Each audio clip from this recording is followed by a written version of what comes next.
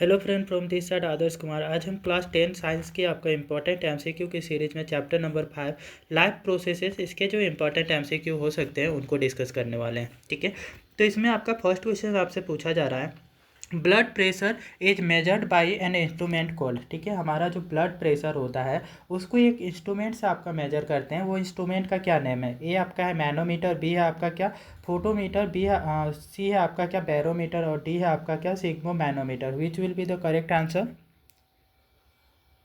Blood pressure को आपको major करने के लिए ना सिग्मो मैनोमीटर का यूज किया जाता है, तो हमारा ऑप्शन नंबर डी आपका जो है वो आपका करेक्ट है। ठीक है, तो नेक्स्ट क्वेश्चन में आते हैं। नेक्स्ट क्वेश्चन में आपसे पूछा जा रहा है, the procedure used for cleaning the blood of a person by separating urea from it is called.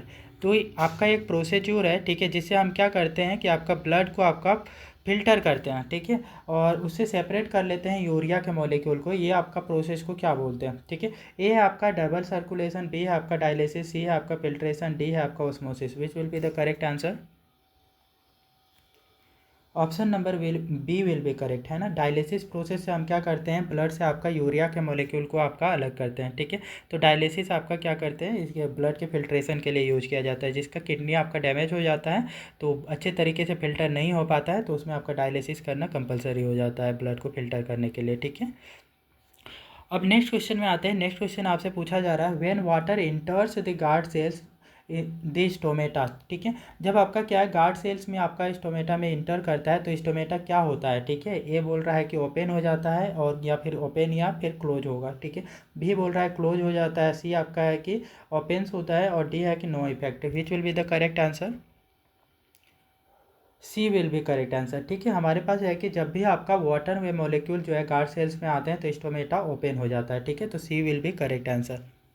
Next question में आते हैं। अगले क्वेश्चन में आपसे पूछा जा रहा है, the transport of soluble product of photosynthesis is called translocation and it occurs in the part of the vascular tissue called. ठीक है, यह आपका है कि जो भी फोटोसाइंथेसिस से जो चीज़ बनती है, ठीक है, जो आपका ग्लूकोज के मॉलिक्यूल का आपका स्टार्च का कार्बोहाइड्रेट का आपका फॉर्मेशन होता है, ठीक है, तो उसका आपका देखेंगे साइंथेसाइड फूड का, आपका प्लांट के साइंथेसाइड फूड का अदर पार्ट्स में कैसे आपका ट्रांसपोर्ट होता है। ठीक है, ए बोला जा रहा है कोलेन कायमा के थ्रू, बी है आपका क्या फ्लोएम के थ्रू, सी है आपका क्या स्केलन कायमा के थ्रू, और डी है आपका जाइलम के through. Which will be the correct answer?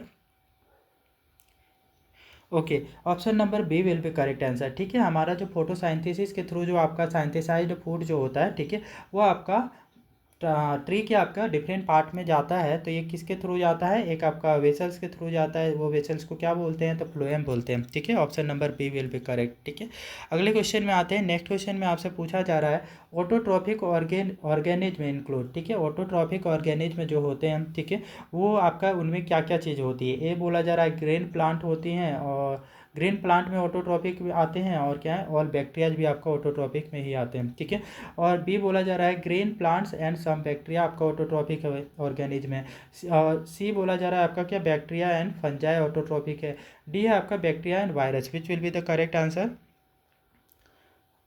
Option number B will be correct. ठीक है, कुछ आपका जितने भी ग्रीन प्लांट हैं वो आपका फोटोसाइंथेसिस करने के लिए कैपेबल हैं, तो ये आपका क्या कहलाएंगे? ऑटोट्रॉपिक और ऑर्गेनिज्म में कहलाएंगे। ठीक है, कुछ बैक्टीरिया भी होते हैं, ठीक है, वो बैक्टीरिया भी क्या कर पाते हैं? खुद का फूड जो होता है साइंथेसिस कर लेते हैं। ठीक है, तो वो आपका ऑटोट्रॉपिक वो भी कहलाएंगे, है ना। तो आपका कुछ आपका एनारोबिक बैक्टीरिया होते हैं, ठीक है, वो आपका अपना फूड खुद ही साइंथेसिस कर लेते हैं, तो इनको भी ऑटोट्रॉपिक ऑर्गेनिज्म बोलते हैं। ठीक है, option number B will be correct.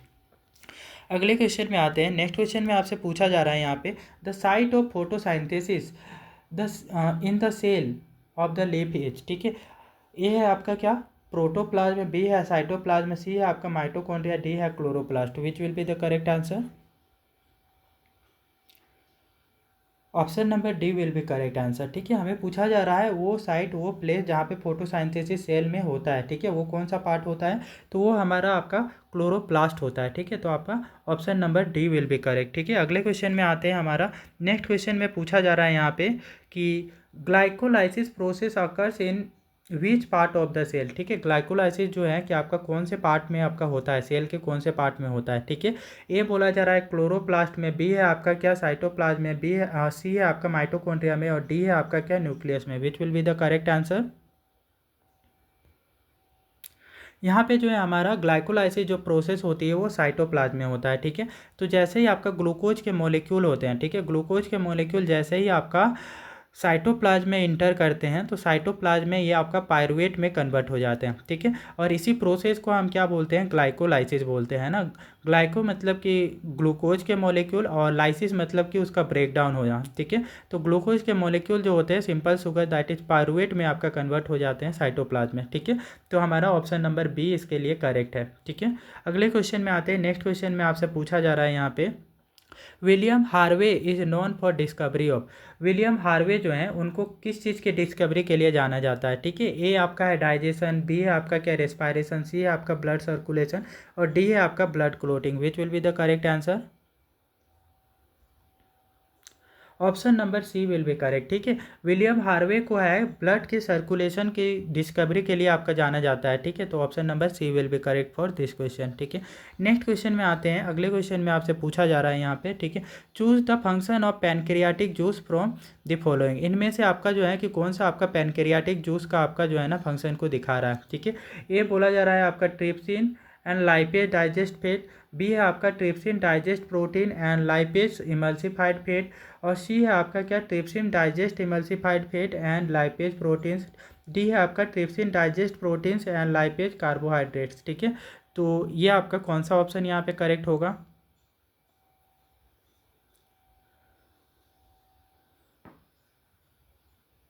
यहाँ पे जो है हमारा option number B will be correct, ठीक है। आपको बोला जा रहा है कि पैनक्रियाटिक जूस जो रिलीज होती है, ठीक है, वो उनमें से आपका उनका फंक्शंस क्या होता है, तो ठीक है। तो ट्रिप्सिन जो होता है वो डाइजेस्ट करता है प्रोटीन को और लाइपेज जो होता है इमल्सिफाइड फैट को डाइजेस्ट करता है, ठीक है। तो लाइपेज इमल्सिफाइड फैट, सॉरी, आपका इमल्सिफाइड नहीं करता है, ये हमें क्या है कि इसको ब्रेक डाउन करता है, ठीक है। तो आपका ट्रिप्सिन आपका डाइजेस्ट प्रोटीन को करता है और लाइपेज आपका क्या करता है, इमल्सिफाइड फैट को आपका ब्रेक डाउन करता है, ठीक है। तो कुछ इस टाइप से हमारा ये ऑप्शन है, ठीक है।